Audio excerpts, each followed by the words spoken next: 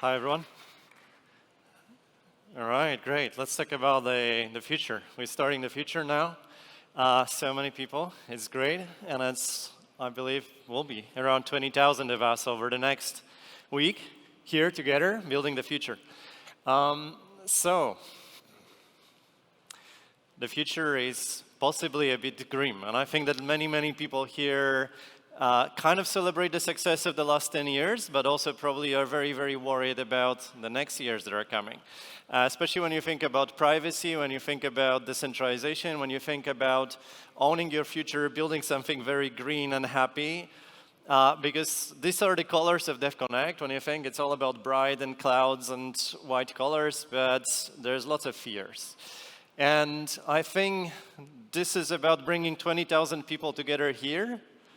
So you all can look around and find people that actually 10 years ago were facing the same kind of possible results, the same kind of fears that everything is centralizing and the world is harder.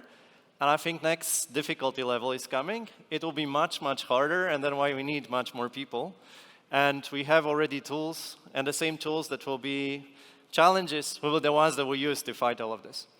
And who are those 20,000 people here? So thank you so much for all the volunteers. They'll be around you, helping you with everything and making sure that you feel safe, secure, and they can ask questions coming from all around the world. There will be people with us who actually fought so much for this event to happen in Argentina for many years. Those who talked about it for years, who attended other Devcons and said we have to do it here in Buenos Aires. There will be founders, successful founders, future founders, founders and their babies. Founders and their babies, and when you ask them for sure, they will tell you what they think about now is the future of their children. They are probably as well worried about it, and that's why they're building, and that's why many of us will be building for the future. There'll be artists and creators. Artists that maybe create just for the local communities, or artists that create to win the global awards and get recognition. There'll be core developers, and there are hundreds of them or thousands of them, and this is a picture from Berlin this year. Core developers this year put a lot of effort delivering 2 hard forks for the network, 2 network upgrades, many of them hiding behind others, but very often this is the role of core developers, operating in a stealth mode from behind, building the backends and infrastructure of Ethereum. There'll be DeFi builders and the general feeling of DeFi and payments and many more apps, the ones that you see here, but this is DeFi that brought to Ethereum billions of dollars, but also enabled billions of people.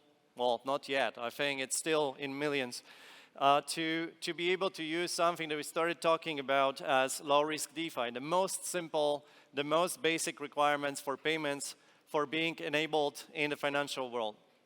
Something that 10 years ago was a dream, now it's becoming reality. There's still much work, and the same way we'll have dreams about the very safe future with AI, with financial systems, but also a lot of challenges and a lot of work ahead of us. Various communities and meetups and pop-up cities that brought you here, that keep you engaged throughout the year. Things like Invisible Gardens, Edge Cities, Zuzalus, all of those brought a lot of thought leaders to start asking big questions and telling what are we fearing now and how to become fearless, how to become hopeful for the future. All the people who fight for privacy and continuously anchor us with the values and tell us that's what we're fighting for. We want privacy for everyone, privacy by default, privacy on Ethereum mainnet.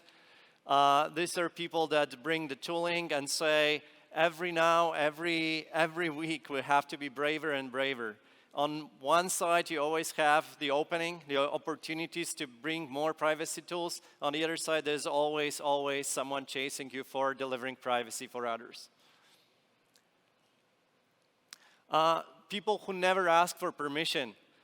People who don't need any institutions around them, who don't need any foundations, who don't need even communities. Those hackers that just connect and feel that they need to build a future together.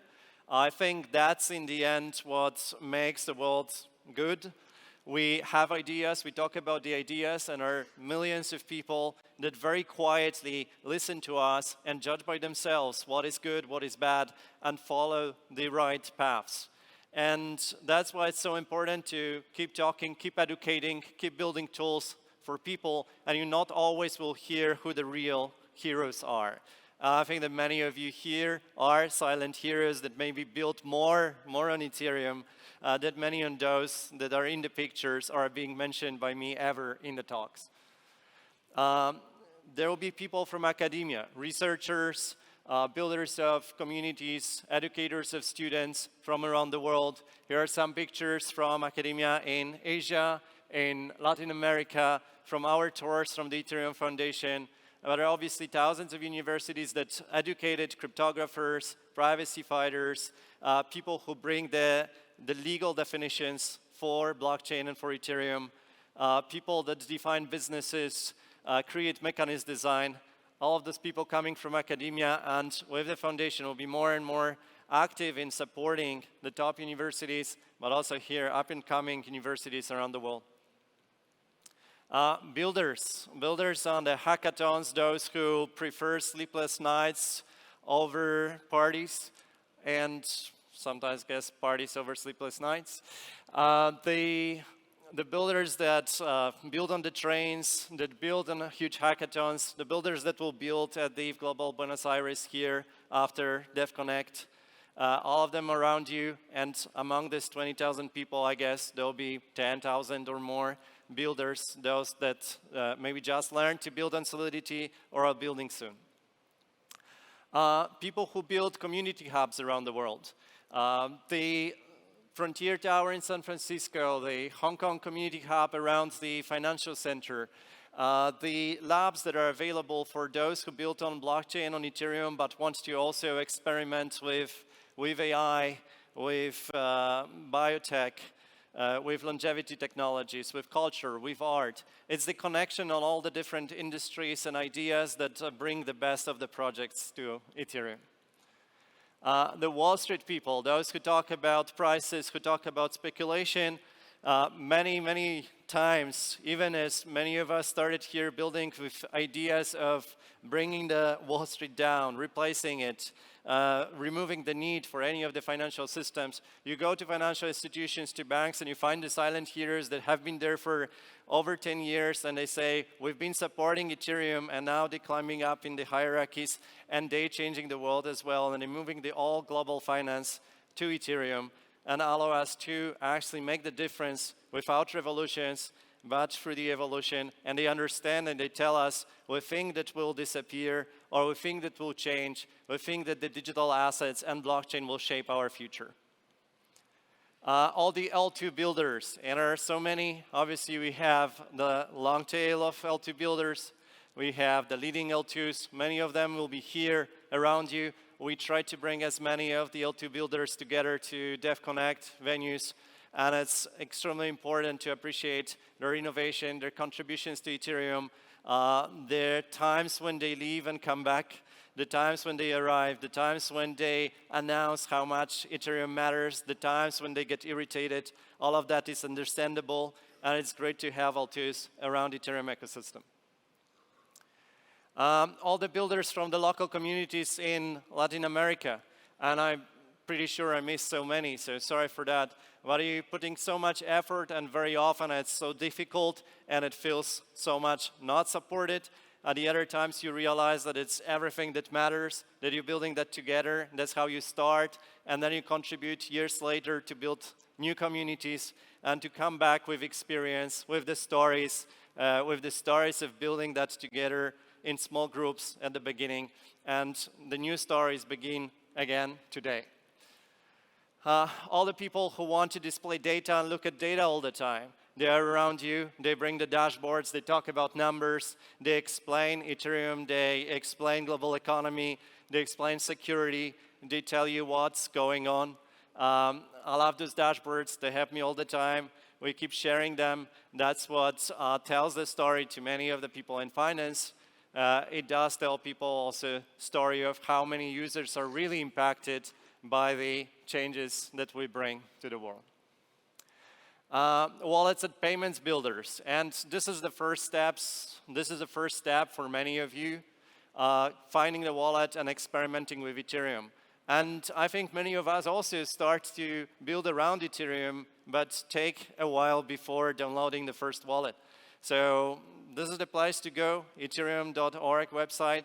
You go, you find a wallet, you start, and those first steps, experimenting with things, experimenting with layer 2s, experimenting with Ethereum mainnet, experimenting with DeFi, deploying NFTs, exploring the art of Ethereum, reading the stories of Ethereum that are forever embedded in the chain on mainnet. All of this is the story to start. And so many more people, the teams behind the public goods building, the teams that support local communities, global communities, they support infrastructure, they support building Ethereum. The DAOs that were created to govern, experiment with governance, the ideators of the new models of the governance. And I think that's one more challenge, the challenge of the very dark future of the AI agents, not giving us the space for governance as one more that they'll be addressing. The refi people that look at the impact, the positive impact, and how to really define the values beyond the basic values of Ethereum. Policy and legal teams who are so much sought after now when the governments around the world are asking for help.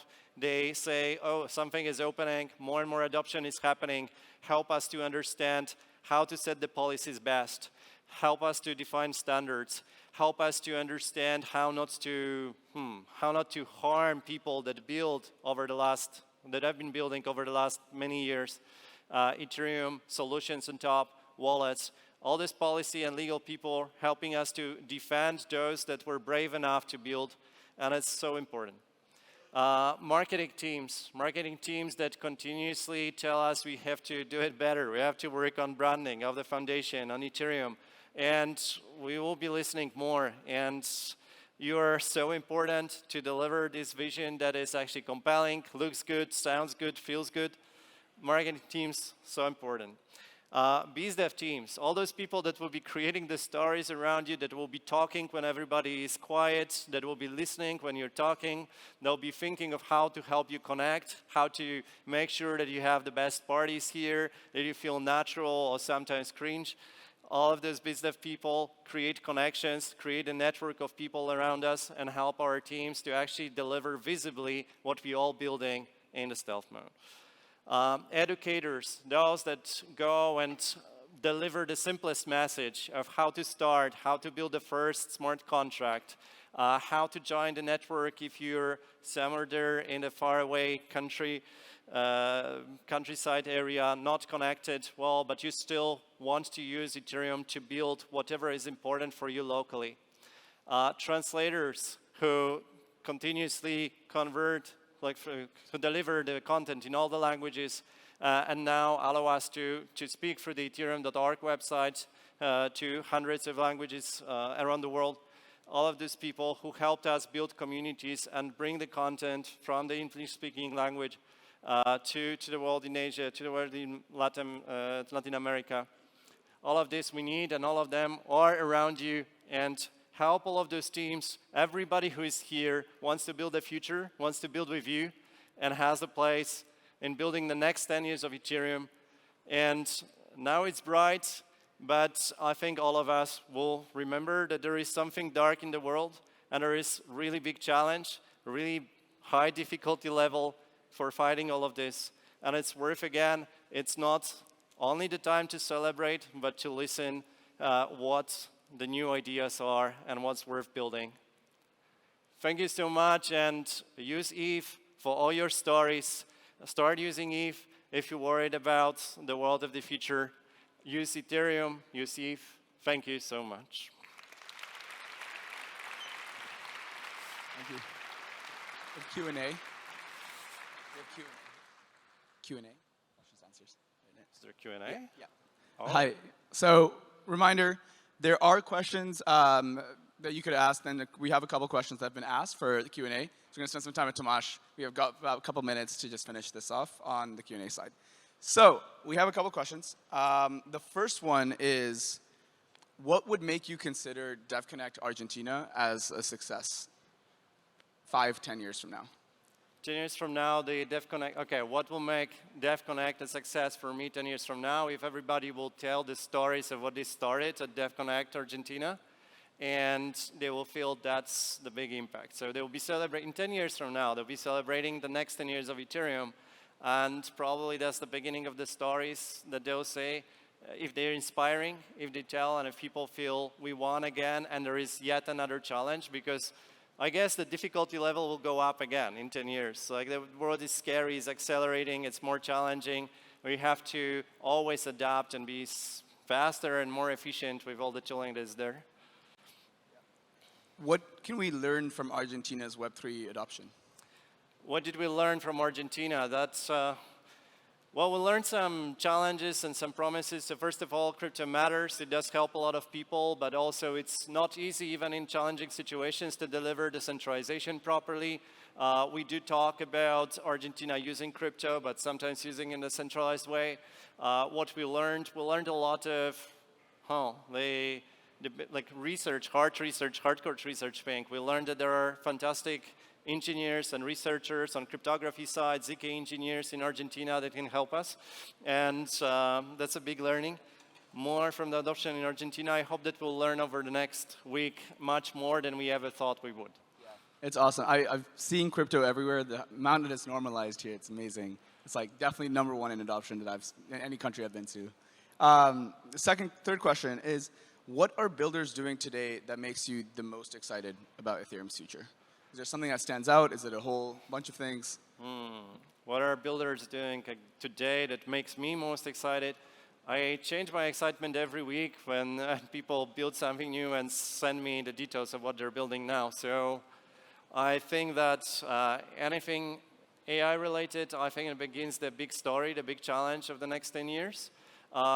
If they continue building something that's already successful and not giving up even if they are successful, but they say, oh, I'll keep pushing, I want it even bigger, that's super exciting to see people that never stop because they prove you that it was always for values. When they build in privacy and suddenly they get so much attention, that's super exciting.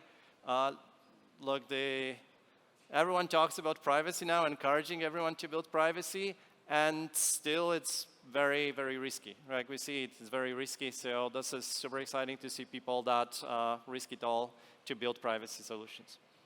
You've spoken to a bunch of people from across the Ethereum ecosystem, from the institutions to developers to the artists to basically everybody. You might actually be the most open person in all of Ethereum. I saw the last slide on your thing is all your contact information. What's something that you wish everyone knew? Like, someone new to Ethereum, is there something that newcomers, you wish they just like immediately knew, or a misconception that you wish you could immediately eradicate? Not a misconception, but I would love everyone to just very quickly learn how to help other people to get connected. The most basic networking skills help everyone so much, and we're building the networks. It's important to create connections between people, between continents. The more unusual connections you create that make sense, the better, because probably nobody else was thinking about it. And sometimes it's super surprising how easy it is to make a connection that actually makes a difference. You build a single Telegram connection, you connect a builder with a capital provider, you connect someone in academia who's looking for a founder that wants to launch a project on research, and it works. And they come back after years and they say, this is exactly the moment that helped. And you think, oh, really, it was just a simple introduction on Telegram. So that matters sometimes more than building yourself, activating everyone around you. That's a bit of the smallest possible delegation that you can do. Delegate being in the center of the network to other people connecting directly. Awesome. Yeah, I think so much of this is like community-based, and a lot of it is largely like the people that's right next to you and how you can level each other up. So another question that we have is, what, for the younger developers in the room, or someone starting from scratch, what would you say is the most exciting place to begin, or what would you recommend where they start? Like, let's say they're coming into the ecosystem and they don't have a network. What would you recommend? I myself think now like this is so easy to build the networks, but when I was starting, I was super disconnected for 1 or 2 years from the network of people building. So I didn't follow people on Twitter. I very slowly integrated with the local community, and I was just building a lot. And I'm not sure which path is better. So some people may be much better in immediately jumping into the social space, coding with others, hacking. Some other people will benefit from this 1 or 2 or 3 years of very, very deep study, reading, experimenting, probably vibe coding and building something. That was my journey a bit more on the blockchain side. So I think everyone has their own story, their own way of doing something, and maybe the worst thing is just to try to find the answers of how to do the things. So whatever feels right, that's what people should do. So some of the audience want to know about you and your journey as well. Is there a specific moment for you when you were getting into Ethereum that really unlocked everything for you, or something that you remember and cherish? Something that unlocked it for me, for sure, help of the London local community. So Antonio Sabato helped me a lot by telling me, get on Twitter, apply for a grant, start talking about what you're building.